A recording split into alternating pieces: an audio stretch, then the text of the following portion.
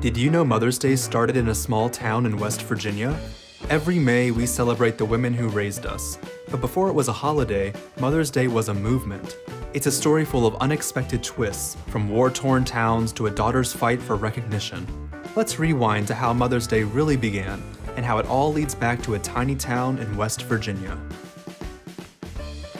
Before there were greeting cards, there was Julia Ward Howe. Best known for writing the Battle Hymn of the Republic, Howe was also an abolitionist, a women's rights advocate, and a fierce peace activist. In 1870, she issued what's now called the Mother's Day Proclamation, a passionate plea for women across nations to come together and stop the cycle of war. 2 years later, in 1872, she proposed a Mother's Day for Peace to be observed on June 2nd.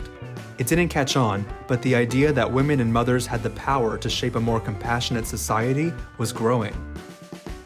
Meanwhile, back in the Appalachian Hills of Grafton, West Virginia, a woman named Anne Reeves Jarvis was already putting that belief into action. After experiencing firsthand the loss of children to preventable diseases, Anne launched Mothers' Work Clubs, community groups that promoted public health and improved hygiene. When the Civil War broke out, her focus shifted again. Her clubs offered aid to both Union and Confederate soldiers, and then in 1868, she organized a Mother's Friendship Day to reunite families and communities that had been torn apart by the war.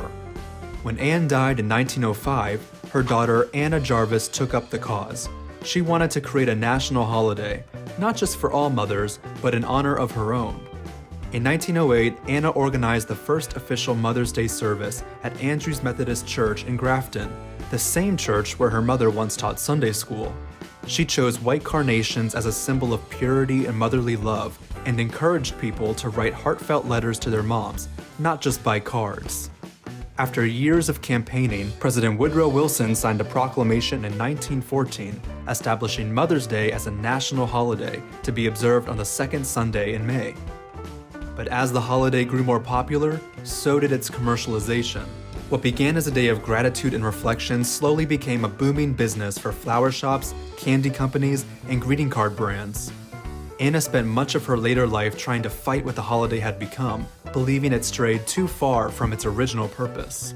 But even as it evolved, her message still lingers.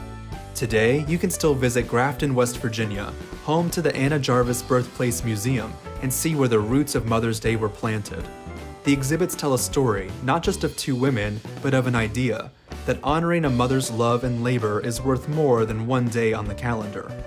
Over time, Mother's Day has evolved, but at its core, it's still about the same thing, taking a moment to recognize the people who raised us, supported us, and probably reminded us to bring a jacket.